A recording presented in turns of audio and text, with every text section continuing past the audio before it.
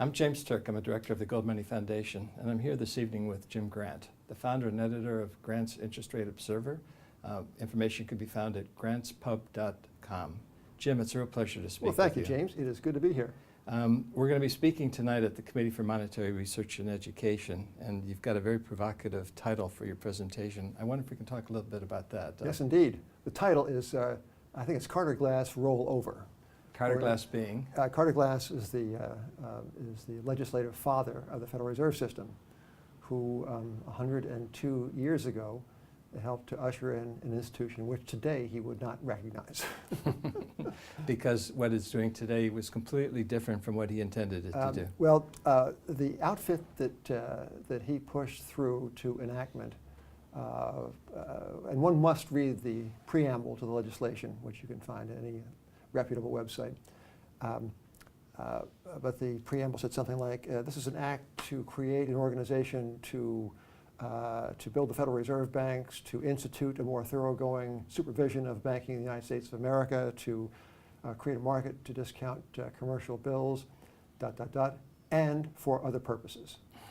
And we know what the operative phrase was, don't we? Yes, we do. For other purposes. Nothing in the act about the following subjects. Nothing about zero interest rates, nothing about quantitative easing, that delicious phrase, nothing about paper money, nothing about inflation, nothing about deflation, nothing about anything current.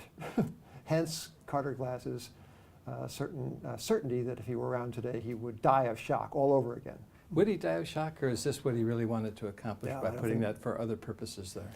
I think for other purposes, you'll find is boilerplate for any number of bills. I think that he would be truly mortified. He was, among other things, he was a kind of a populist who had no use for Wall Street. During his life, he never bought a share of common stock, at least according to his biography, which parenthetically is the most miserable book ever written. It came out in 1939 or something. But on the authority of this miserable book, he never bought or sold a share of common stock. He always talked about stock gambling, never about investing. And what he wanted to do was to rejigger the country's monetary reserves such that they would not be all draining into the big money center banks in New York. So it was a kind of a populist, or I think it was a populist urge. Maybe there was some nefarious intent. But I think what he would be mortified about, perhaps not least, is the Fed's newfound self-appointed remit to levitate the prices of stocks and other financial assets. If there's anything that he didn't want out of this non-central bank, he regarded as not a central bank at all. If there's anything he didn't want, it was a handmaiden to the interests on Wall Street. Yes. Was he basically a sound money guy then?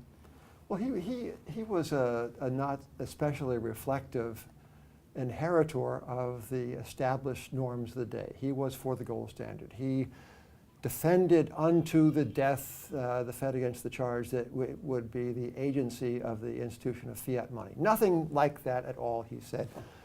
He was a real bills man, meaning that he believed that the commercial banking system was in business to facilitate trade and agriculture through the provision of liquidity against the collateral of self-liquidating, short-dated commercial credit. That was the sum and substance of his views, and all of that is evident in the Federal Reserve Act.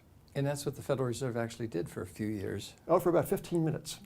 Okay, and then along came World War I, and instantly it was in the business of centralizing gold, of discouraging the member banks from holding gold. It was in the business of facilitating Treasury issuance to finance the war and to facilitate other wartime emergency measures. So the Fed was enacted on December 23rd, 1913 at about 6 in the evening. Woodrow Wilson signed it with 4 pens, and that was the height of its orthodoxy, right there at the moment of signing with the gold pens. That was it. It's been downhill ever since. Ever since.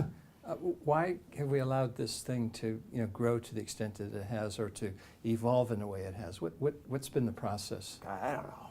They didn't ask me. Well, you wrote a great piece in the Wall Street Journal a few years ago called concluding that the progressives have won.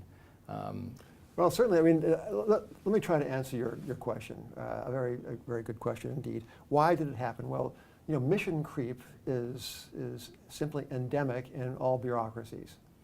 That goes without saying. Self-perpetuating that they'll address the next issue that has come to the fore in Well, order also to that their- justify their that jobs. their powers, yes, well, their powers will expand, their remits will broaden, and they will become as grandiose as the elected representatives allow them to be. Why Congress, which under the Constitution was given the power to coin money, regulate their value thereof, why Congress has allowed the Fed to become this hydra-headed monster. Search me